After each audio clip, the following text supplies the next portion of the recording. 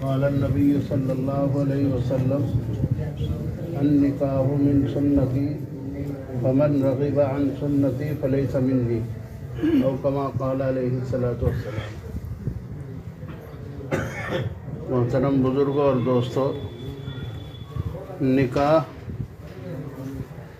حضور اقدس صلی اللہ علیہ وسلم نے فرمایا کہ یہ میری سنت ہے۔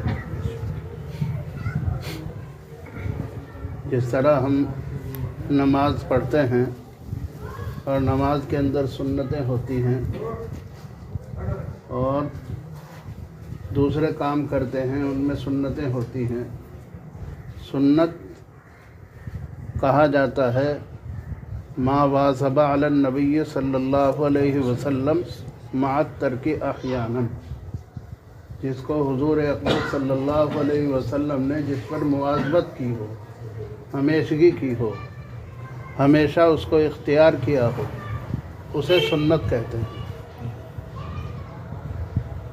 اب ہم نے اس کو بہت زیادہ مشکل بنا لیا ہے،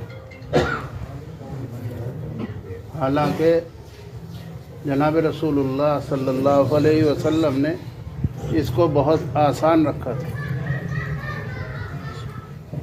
حضرت مولانا محمد عمر صاحب رحمۃ اللہ علیہ فرمایا کرتے تھے کہ اگر نکاح سستے کرو گے تو زنا مہنگے ہوں گے،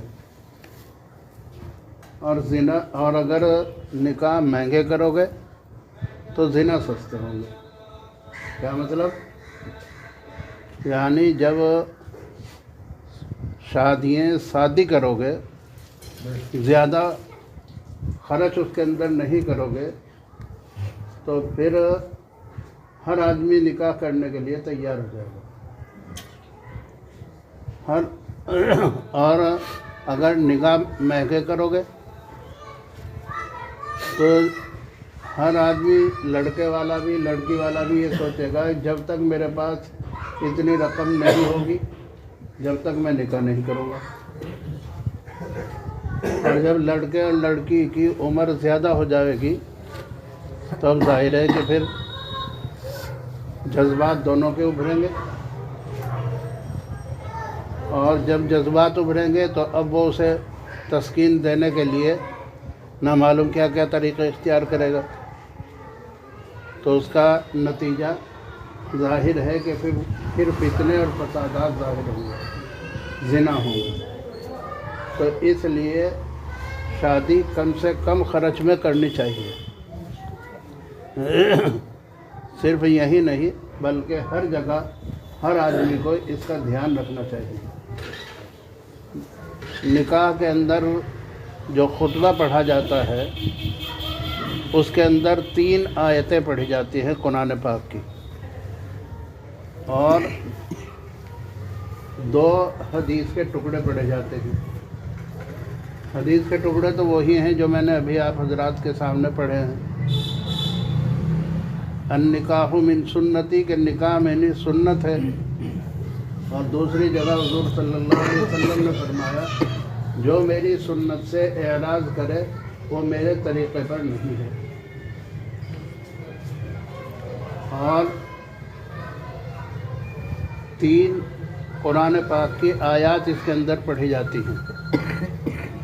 ان تینوں آیتوں کے اندر اللہ تبارک و تعالیٰ نے تقوی کا حکم دیا ہے کہ آدمی کو تقوی اختیار کرنا چاہیے۔ تقوی کسے کہتے ہیں؟ اللہ تبارک و تعالیٰ کے احکامات پر عمل کرنا، اور اللہ تعالیٰ نے جن چیزوں سے منع کیا ہے ان سے رکنا، اس کو تقوی کہا جاتا ہے۔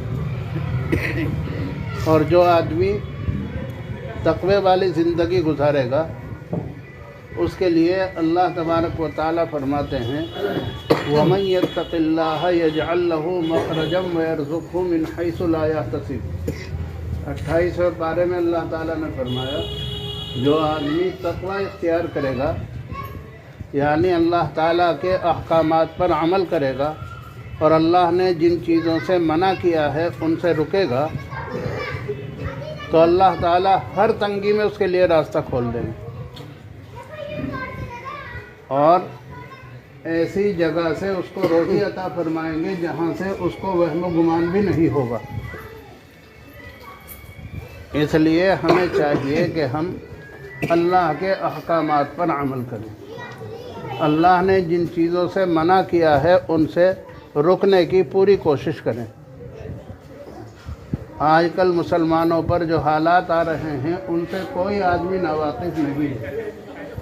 ہر آدمی جانتا ہے کہ مسلمانوں کے ساتھ کیا رویہ ہو رہا ہے، اور اس کا واحد علاج آپس میں اتفاق، اتحاد اور نمازوں کا اہتمام، اللہ تبارک و تعالیٰ کے سامنے تنہائیوں کے اندر رونا، اس سے اللہ تعالیٰ مسائل کو حل کریں گے۔